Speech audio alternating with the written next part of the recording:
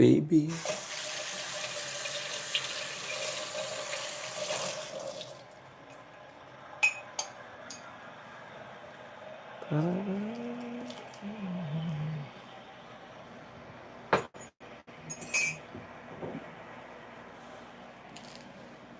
Okay. Live na pala tayo. Putang, kinakabit ko pa lang yung naka-live na pala agad.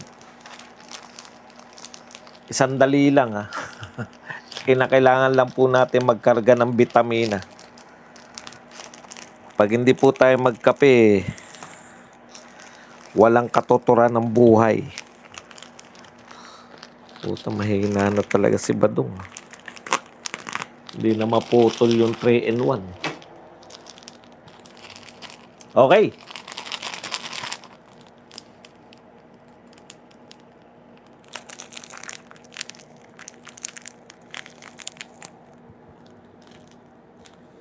Tago natin yung pamagat ng natin. Akala ng mga sponsor. Akala ng mga tao, sponsor ko tuloy ito. Wag natin banggitin tong kape na to. Kopi ko brown, baka na. Kopi ko brown. Kahit na supply na lang ng kape. Wag ng pera. Isang truck na kopi ko brown na lang ipadala nyo. Masaya na ako. Puta, saan kayo nakakita? Ang sarap. Medyo umaraw-araw na po. Tapos umulan uli. Hindi pa nahalo maigi. Magandang araw sa atin lahat mga kababayan. Saan man panig kayo ng daigdig naroon. Dito na naman tayo sa another episode ng ating Badong Aratalis Vlogs. Pag-usapan natin ngayon, ito po no. Ito pong ayan, may nabasa lang ako, na-inspire ako na banata natin. Nabasa ko lang tong kay Spox Roque. May pinos po siya. Nasaan na ang Pangulo? Siyempre may sinabi siya, nasaan na ang na Pangulo? Okay. Ngayong nanalasa ang habagat, hindi nagpapakita. Ayan, naalala ni Roque yung sinabi ni Madam Lenny na isa po yan sa kanyang mga, nung tinanong po siya, bakit hindi mo iboboto si BBM? Sinabi niya po, una sinungaling, ikalawa hindi nagpapakita kung kailan kailangan. Yan, naalala lang ni Roque. Pag-uusapan din po natin, ito po yung budget po. May budget pa rin po tayong 107 billion sa kabila po ng wala naman pong naidulot sa atin yung mga pondo na kulang-kulang 2 trilyon na po ang pinondo dito sa flood control, pero wala pa rin pong naawat na baha dahil wala naman pong plano, no? So para po tayo nag-aaksaya ng pera, bagamat ganyan po ang sitwasyon, walang plano, para tayo nagtatapon ng pera.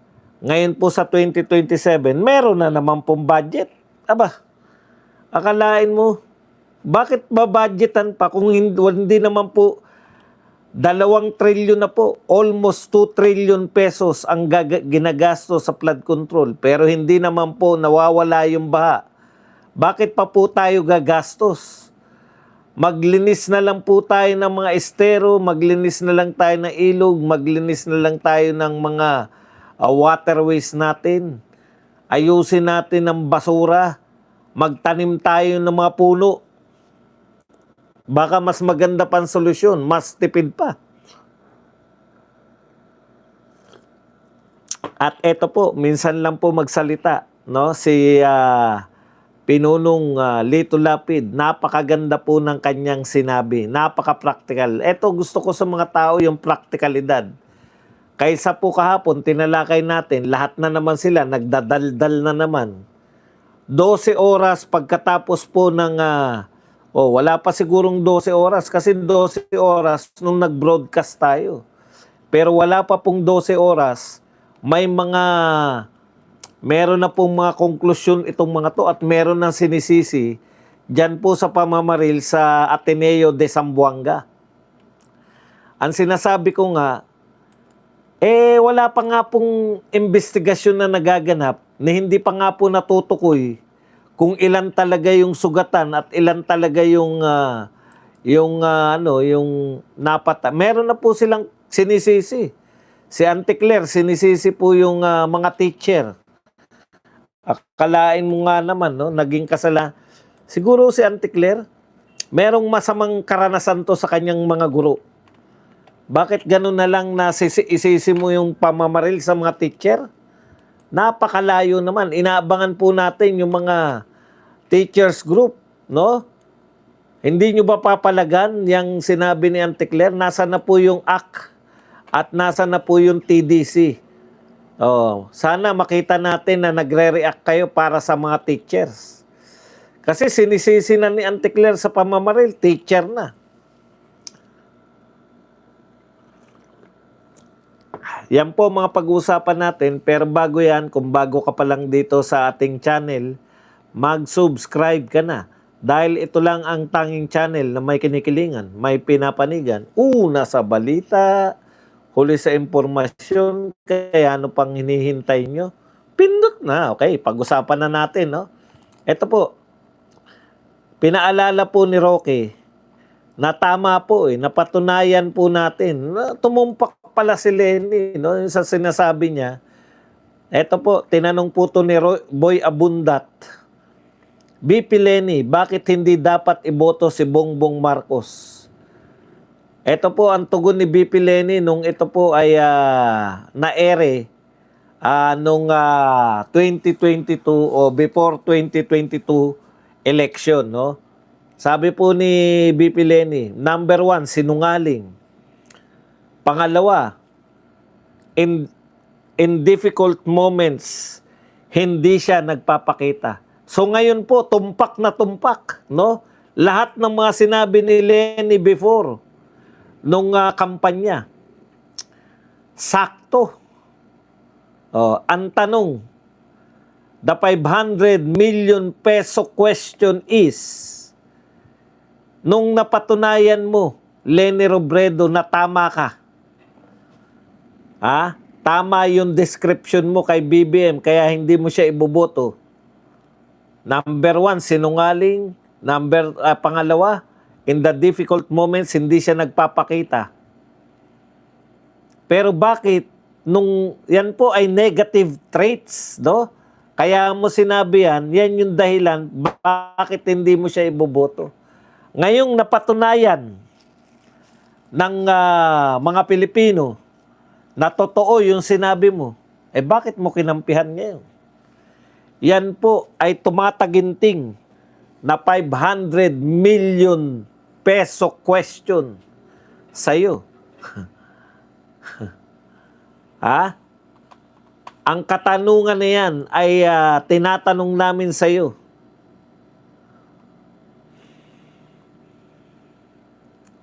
Lenny Robredo, bakit nung napatunayan na tama ka sa sinabi mo, bakit mo kinampihan ngayon si BBM? Nagbabago po ba talaga ang prinsipyo ng tao sa halagang 500 million pesos? Nababago po ba ang prinsipyo ng mga tao pag tinambakan ka ng mga proyekto? Ayan yung pinagmamalaki ni Yan yung pinagmamalaki ni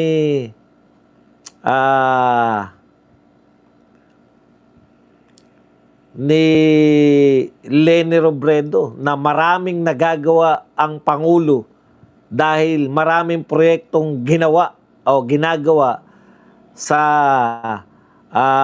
Naga City. Katunayan, ang Naga City po ngayon ay talagang pinaka maunlad na syudad na ngayon. Akalain nyo po, meron na po silang drive-thru.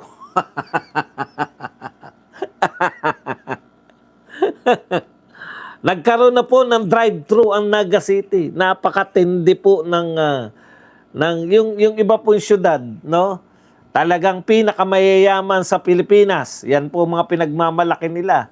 Mga walang utang, yan po ang mga pinagmamalaki. Yung Davao, binutas yung bundok para magkaroon ng daan, tunnel. Yan mga pinagmamalaki. Wala po kayo. Ha? Wala po kayo sa Naga City. Mayroon na silang drive-thru. Ano na nga yung drive-thru nila? Sabi, pinagmalaki yan ni Jesus Palsis eh.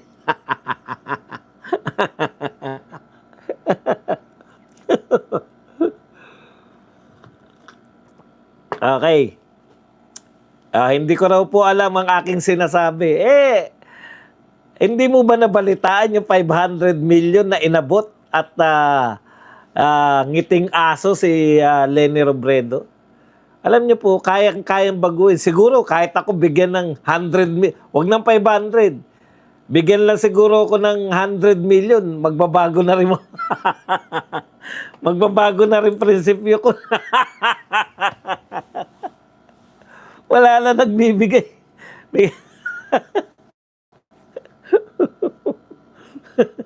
Mananahimik na ako. 100 million, puta. Ayun, 500 million. Talagang nagbago, kumampi. Di ba? Kamping-kampi na si Leni Robredo. Sayang. Sana ngayon mo mapapatunayan, no, na tama si Leni. Dapat ang sinasabi na ngayon ng no? Dapat, kung nag-stick lang sa prinsipyo si Leni, dapat ang ganda na ng propaganda para kay Leni Robredo. Tama si Leni. Ang Pangulo ay hindi maaasahan. Tama si Leni. Ang Pangulo ay sinungaling. Tama si Leni. Sinayang natin ang boto natin. Sana si Leni ang binoto na. Ganda sana, no? Panalong panalo, no? Anong sinasabi ng mga dilawan? Inday Lustay, Duterte magnanakaw, ganun pa.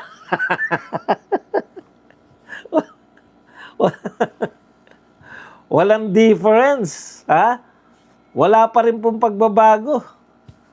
Paano kinampihan ninyo yung tao na kitang-kita po ng mga Pilipino? Alam niyo ba lahat na nabahan? Akala niyo sa lahat po na siguro po ang Metro Manila, 90% po hindi yan boboto sa ikakampanya ni BBM. Kaya yung Luzon yung buong Luzon po na maliban sa Ilocos siguro, kahit siguro bahain mo. Kahit siguro bumaha na sa buong Ilocos, talaga iboboto pa rin nila si Marcos dahil siyempre ganun talaga eh. Pero eto pong nakakaranas, talagang hindi po mananalo yung kung sino man. Kahit si Leni pa yan. Ikampanya niyan. Simple lang po yan, ng panahon. Ng panahon po na ang Pilipinas po ay binaba, mas gusto pa ninyo na mag-imbestiga ng impeachment. Ano po napatunayan sa impeachment?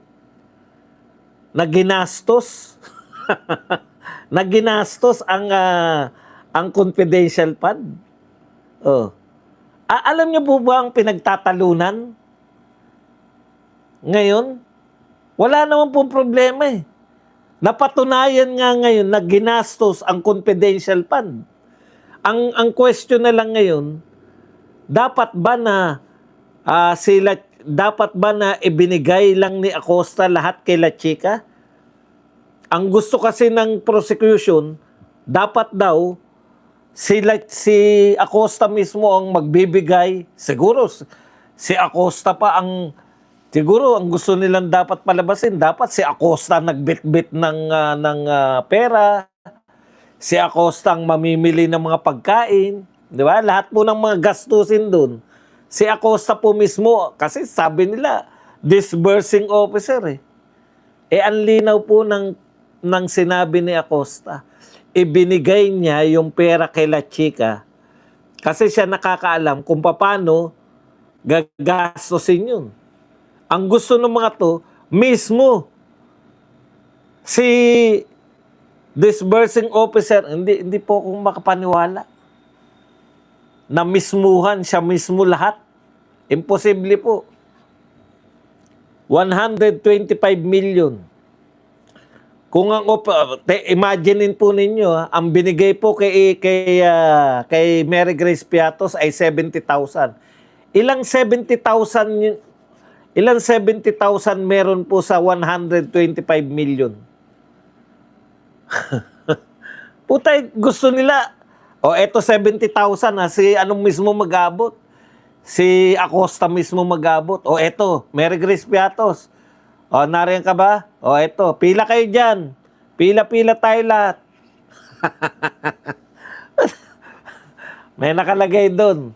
Confidential fund sweldo para sa confidential fund. Dito po yung mga confidential agent, pila po kayo dyan. Dito po yung mga maniningil para sa mga safe houses, pila po kayo dyan. Dito po yung mga pinamilihan ng mga pagkain, dito po ang pila. Dito naman po ang pila po para sa mga gamot. Ako lang po ang pwede. Sabi po ng prosecution, si Acosta lang po ang pwede. Putya, di isang araw. Hindi natin natapos ang confidential agent. Balik na lang po uli kayo lahat bukas. Puta, 1 taon na, hindi pa naididi.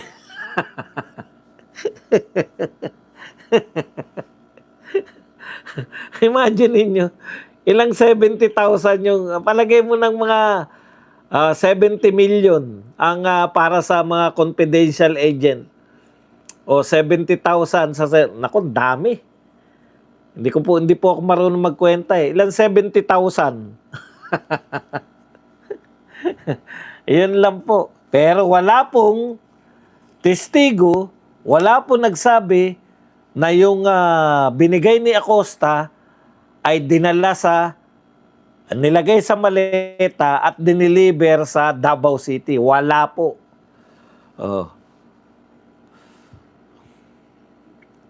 Dinadramahan lang. Sino nag-utos sa'yo na i-withdraw ang confidential fund? Si BP Sara po.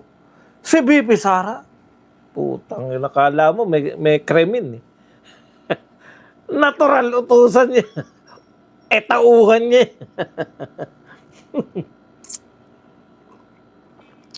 Hindi po bawal ang confidential fund. Hindi rin po bawal, ayon po sa COA, na gastusin ng 11 days.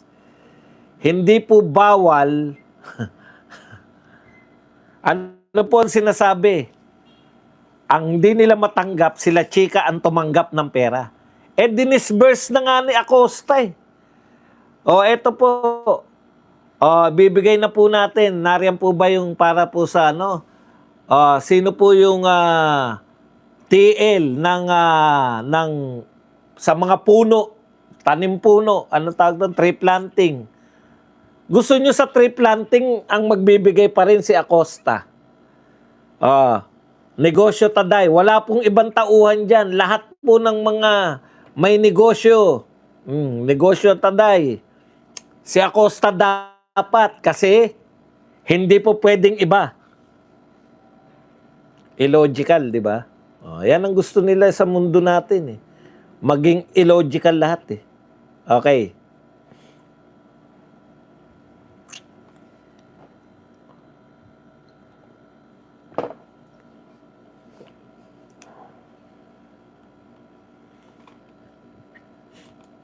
Hindi po natin masasabi. Baka ako, prinsipyo ko ng prinsipyo. Baka pag binigyan ako ng 100 million, mawala prinsipyo ko. Pero hindi po ako magmamalinis pagka ganun. Sasabihin ko po, tumanggap po ako ng 100 million kaya hindi na po ako magbablog.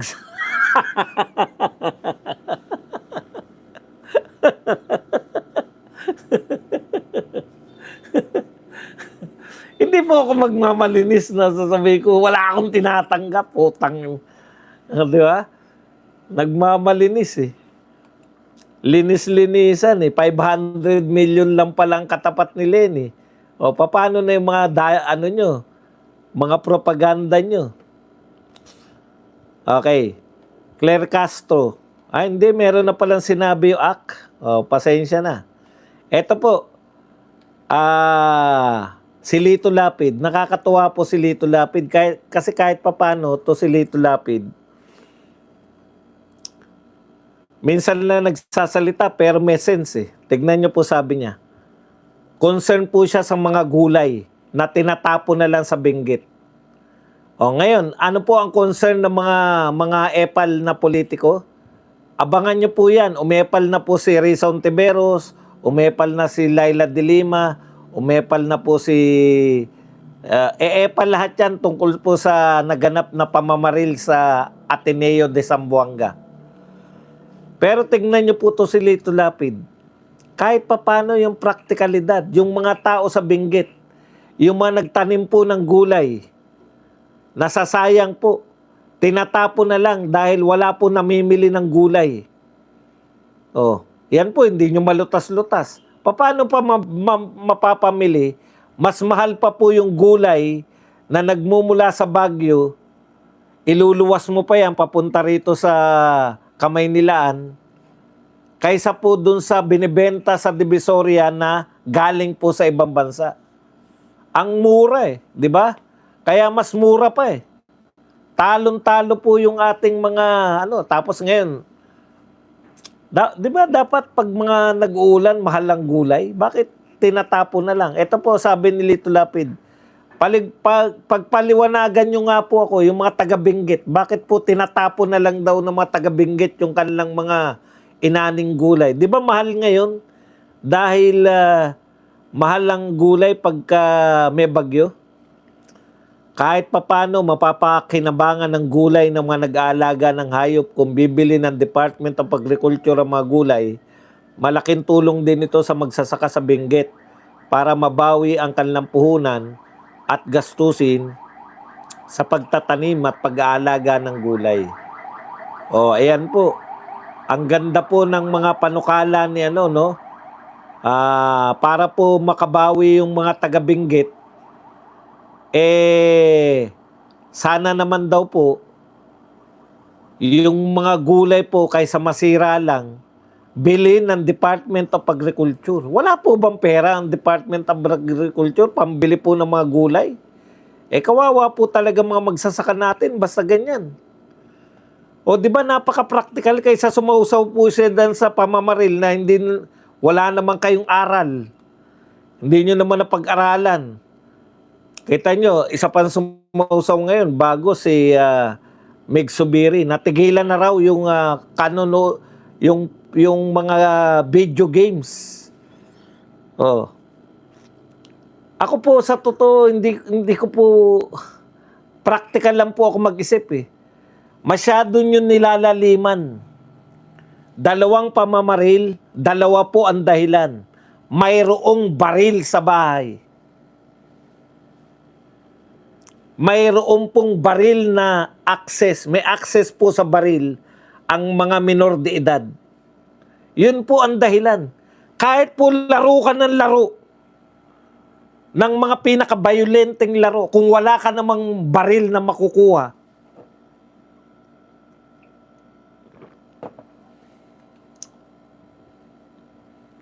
wala pong silbi yun, di ba? Kahit po, ang pagiging violente mo, siguro sigaw ka lang na sigaw. O kung ano pa man. Pero yung sasabihin po ninyo na, naku, grabe pala Breaking news po. Ito po, baka kala ng mga OFW nakakatuwa na mataas po. Ayan, 62. August 19. Peso dives near 62 per dollar. Hits new historic low. Pinakamababa na po to na halaga po ng piso natin. Ayan, 62 na po ang dollars. Yung previous low po natin, 61 something lang. Anak ng tinapay. May tumawag kasi. Ayun.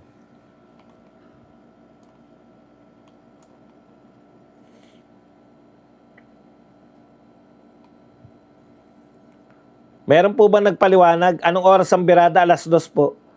2:00 po yung birada. Agila. Good morning, Boss Buds. We seem happy today. Nakatulog ako ng mahaba.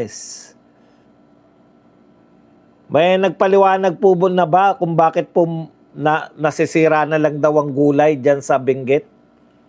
Hindi, wala po ako ideya dito sa sinasabi ni Lito Lapid. Anyways, sana po tulungan natin yung mga magsasaka natin kasi wala na po, alam niyo po yung mga anak na magsasaka natin.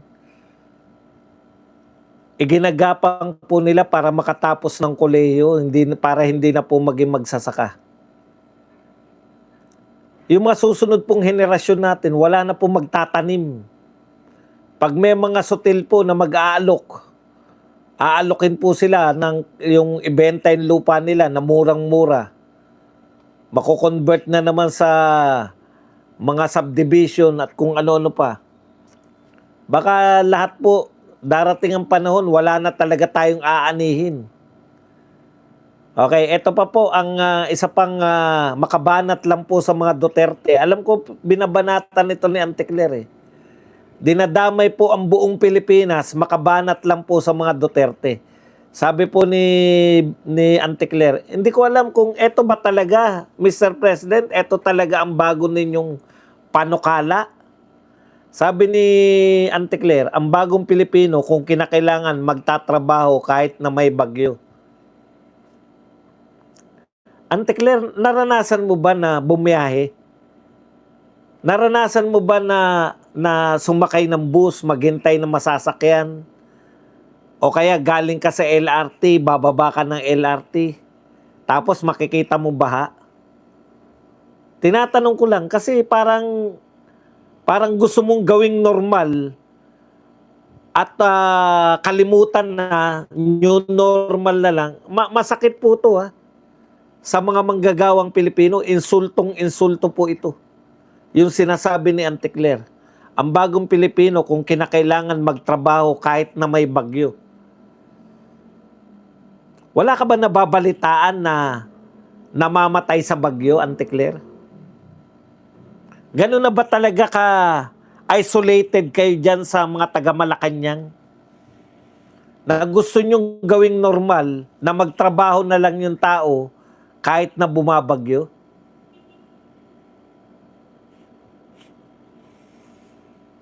Anong gusto mo palabasin? Bakit ganyan kayo magsalita?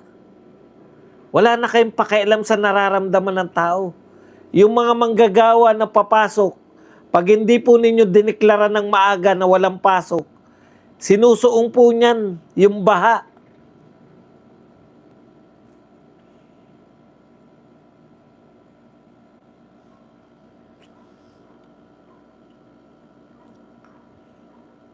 Ito po, sa gitna ng epekto ng habagat at pagbaha, giniit ni Palace Press Officer Claire Castro na hindi dapat talikuran ng trabaho kung kinakailangan ng serbisyo. At lagi po natin tandaan ang bagong Pilipino kung kinakailangan magtrabaho kahit na may bagyo, hindi tinatalikuran ng tungkulin sa tao para lamang sa isang konsyerto at itatago na lamang ang ginawa pag nalantad na sa publiko. Eto ba, pareho ba kayo ng sinasabi ni Abante? Kasi ang tinutukoy ni Abante na pakanta-kanta lang si BP Sara. Paano nyo nalaman na habang bumabagyo? Bawal na po bang kumanta ang mga tao pag may bagyo?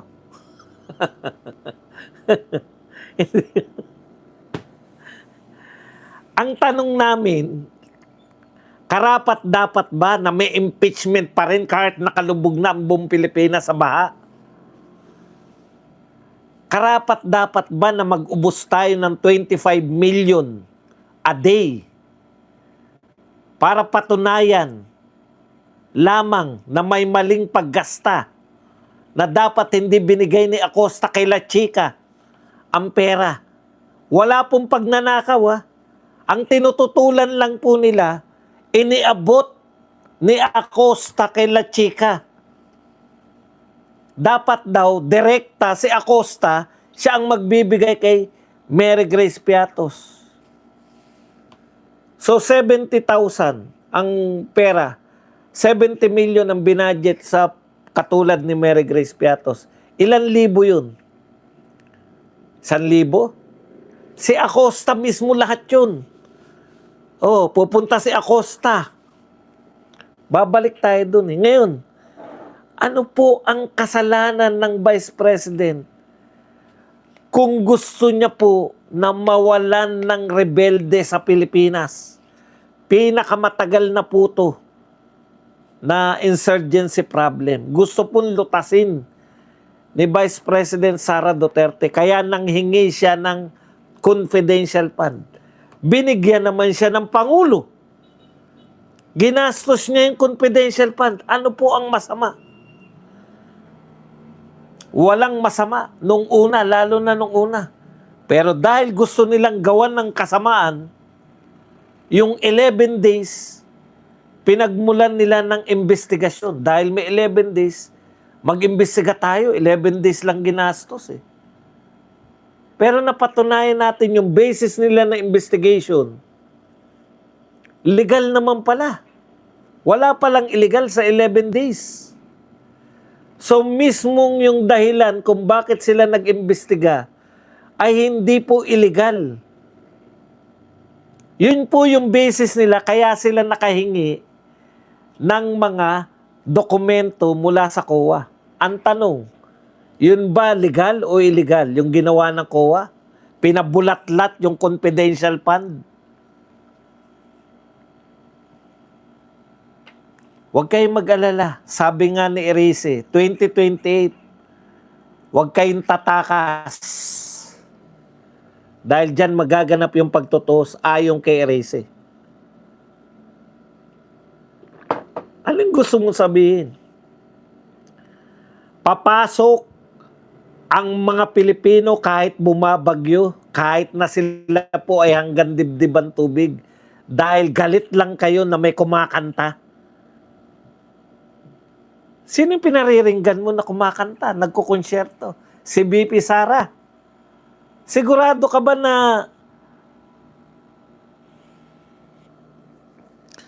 hindi na nga natin, putang, alam nyo, nakakabobo po. Hindi ko maintindihan kung paano mo sasagutin si Anticler eh.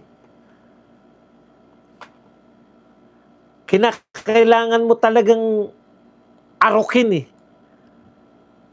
Kung gaano kababaw yung katwiran para lang po mapaliwanag natin.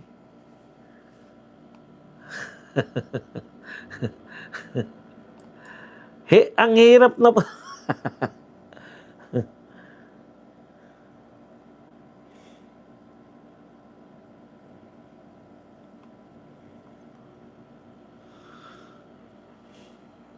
Ang point niya lang, kasi nakita niya na nagko-concert si BP Sara.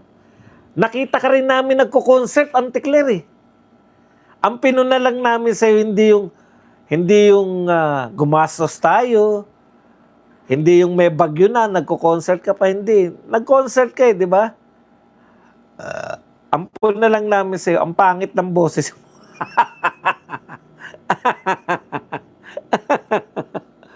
Ang pangit lang ng boses mo, yun lang. Pero hindi namin pinupuna na, program yun eh. Di ba? Program. Gusto mo siguro libangin yung mga OFW. Kaya yung sumunod, minura ka na lang. Baka kantahan mo pa sila.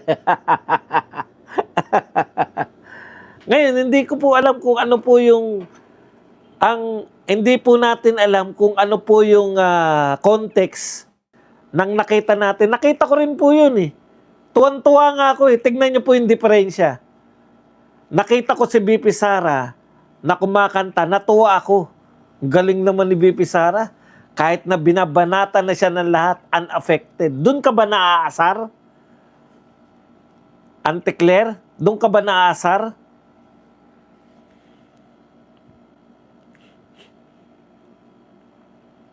Dahil hindi apektado sa lahat ng mga binabanat nyo si BP Sara, hindi apektado, pakanta-kanta pa.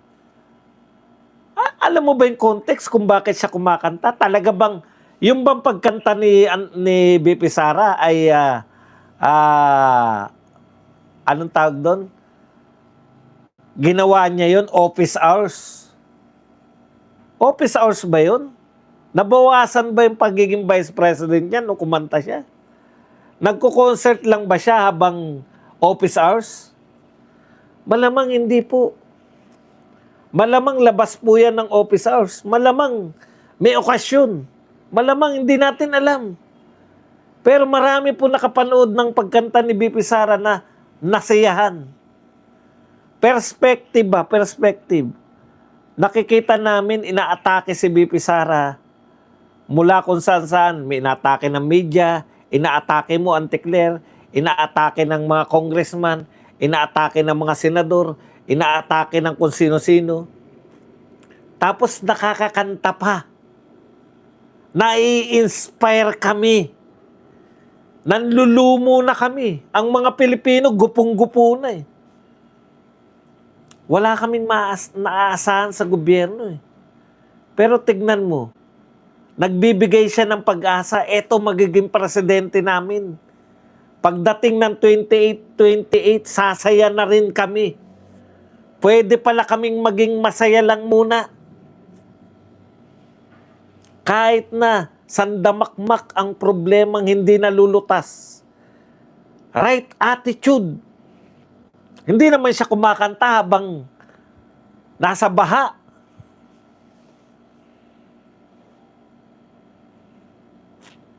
Alam nyo, Anticler, mas nakakainis pa na nakita namin na tumatawa si BBM. Nasa likod niya yung mga basura. At sinasabi niya, ngayon lang nangyari to. Ngayon lang nangyari. Tuwan-tuwa pa eh. Ngayon lang daw nangyari yung bumaha ng basura. Ang tagal na sa politika ni BBM. Ngayon lang nangyari to. Tawa siya eh. Ngayon lang daw nangyari. Yun po ang nakakaasar. Kasi dumalaw ka ron eh. Isa pa po nakakaasar, pag nangangatwiran si Vince Dizon ng kanyang kapalpakan. Okay, punta na po tayo rito.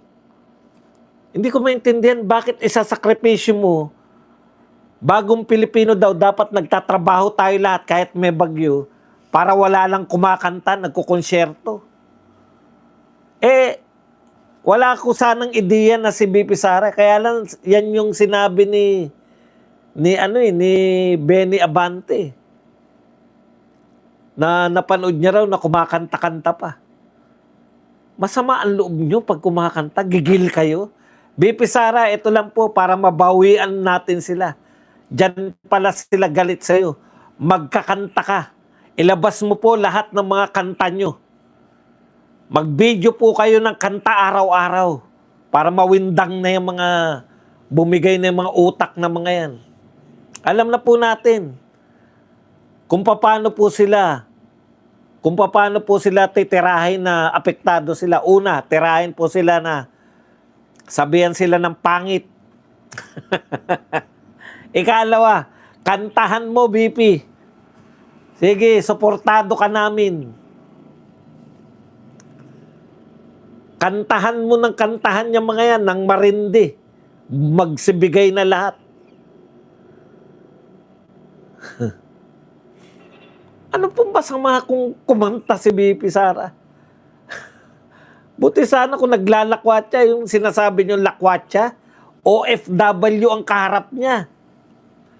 Yung sinasabi niyo na panay pasyal si BP Sara, sinong po ang kaharap niya? Si Lenny nga, pag nagpunta ng ibang bansa, hinahanap yung mga Dito yung mga Koreano. Dito sila nag-shooting, papapicture din sila ng mga anakis niya.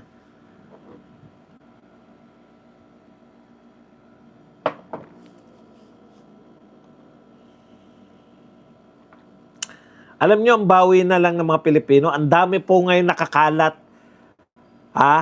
na mga rap songs, mga novelty songs na ang tema po ay baha at pangungurakot. Yan, bawing-bawi na po kami dyan. Diyan na lang po namin dinadaan. Pero ang pinakamasakit po nito mga kapatid, habang nakalubog po tayo sa baha, naisingit po nila, ewan ko po kung eto si Dizon, napakalaki ng kasalanan mo sa amin, Dizon. Kayong mga congressman, pagsama-samahin nyo lahat ng confidential fund ni BP Sara, hindi pa aabot sa pondo ng phase 1 ng EDSA rehabilitation. Ang EDSA Rehab, 1.2 billion. Kay BP Sara, lahat ng confidential fund. DepEd, tsaka wala pa pong kalahating milyon yan. O more or less, kalahating milyon lang. Ito po, 1.2 billion. Sira agad. Pero walang nag-iimbestiga man lang kay Vince Dizon. Bawal po bang imbestigahan si Vince Dizon? Bawal bang makulong sa kapalpakan si Vince Dizon? Tapos, binibigyan nyo pa ng premyo si Vince Dizon. Palpak na nga yung EDSA Rehab. Wala pang isang taon, sira na kagad. Yung pala, ngayon ko lang natuklasan, may interview sa kanya si Jessica Soho. Hindi pala engineer yan. Pinapaikot lang po siya, kaya po yung katwiran niya na asfalto, hindi po ako makapaniwala eh. Yung asfalto pag nabasa, hindi po ko po mapaniwalaan na ikakatwiran niya ng isang DPWH secretary. Kasi imposible po yan. Ang ginagamit po sa NLEX at saka sa SLEX, kung di ako nagkakamali, semento sa baba, tapos papatungan po yan na asfalto. Bakit po hindi nagigiba, hindi nasisira yung NLEX at SLEX? Hindi po buwan lang yung tinatagal ng asfalto dyan. Kinakailangan mo magpaliwanag. Tapos ngayon, manghihingi ka na naman ng budget sa flood control. Bakit ka manghihingi ng budget sa flood control? May plano na ba kayo sa flood control? Dapat, may malinaw na plano muna bago nyo bigyan ng pondo sa flood control. Wala pa eh. Wala kayong malinaw na plano sa flood control. Yung meron lang pong plano sa flood control, Davao City. JICA pa gumawa. Pero yun po ang walang pondo. Maski may pondo na naman, 107 billion. Saan mo gagamitin yan, Vince Dizon? Pinagmamalaki mo nga yung EDSA Rehab eh. Sira agad, isang taon lang eh. Lahat po ng mga nagigibang mga dike, panay mga bagong gawa po yan. Ang dami na po. Gawin nyo po kung malapit po kayo dyan sa mga nagibang dike, picturean nyo o i-video nyo, padala nyo sa mga media natin para naman yung mga media natin ay hindi lang puri ng puri sa mga politiko. DPWH budget po yung flood control. Galing po yan kay Vince Dizon. Paano nyo po pagtitiwalaan yung tao na yan?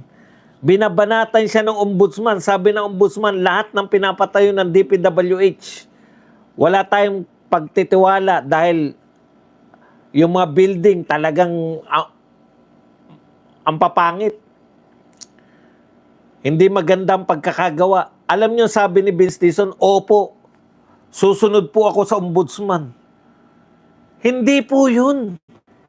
Ipagtanggol mo yung proyekto nyo sa DPWH. Binabanatan yung proyekto mo.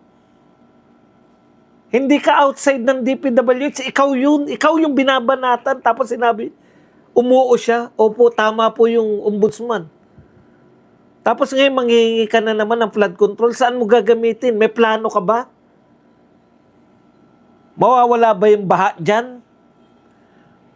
Kung hindi po mawawala yung baha at sasabihin ninyo na Malaki talaga problema ng baha. Bakit pa tayo nagpa-flood control?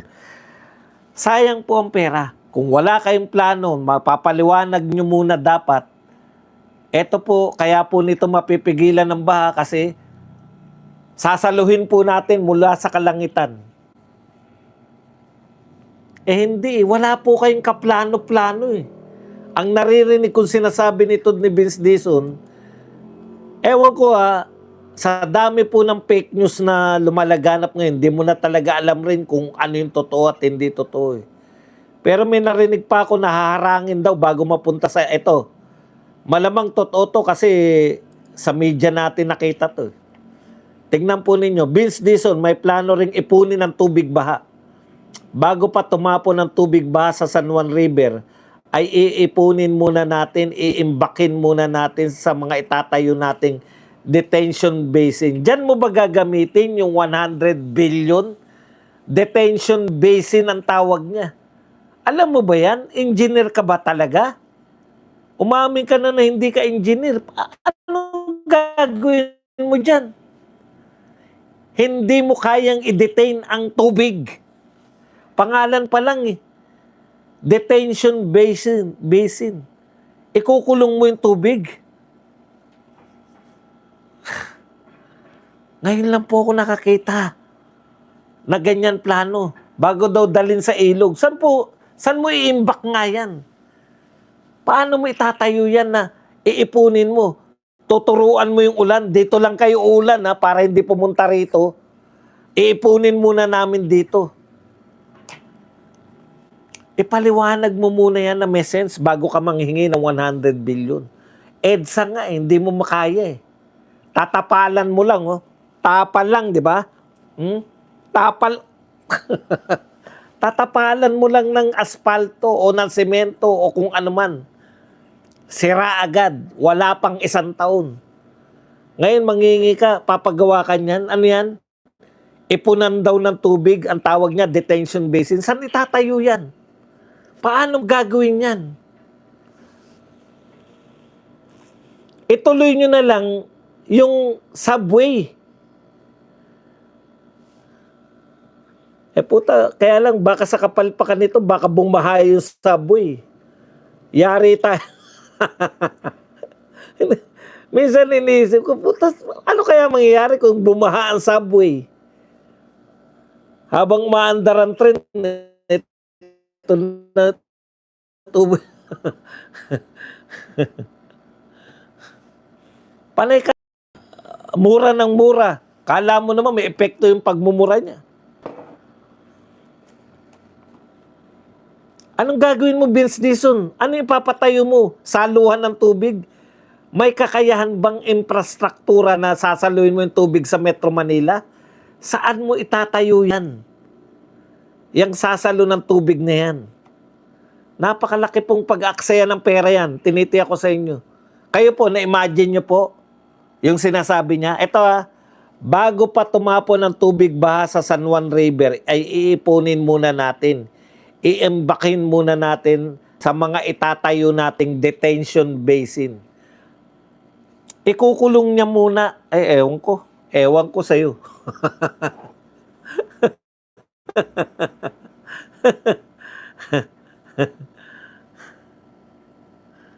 Yun na nga po sinasabi natin eh. Mayroon po pinag-aralan na sa Davao po, JICA po. Siguro naman, wala nang ku-question sa JICA by this time.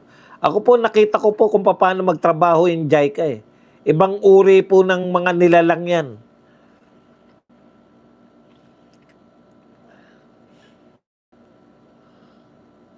Tinitignan umano ang sitio Kaingin Bukid bilang posibleng lokasyon ng upstream detention basin.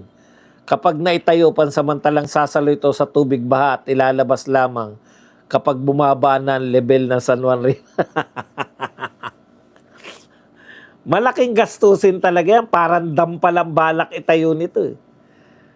Magtatayo sila ng dam para mapigil. Hindi, hindi lang naman po sa dam. Hindi naman po sa dam lang uulan eh. Yan lang po ang ating topic. Pwede na kayong magtanong, magbigay ng reaksyon at higit sa lahat, pwede po kayong magpakape. Yan.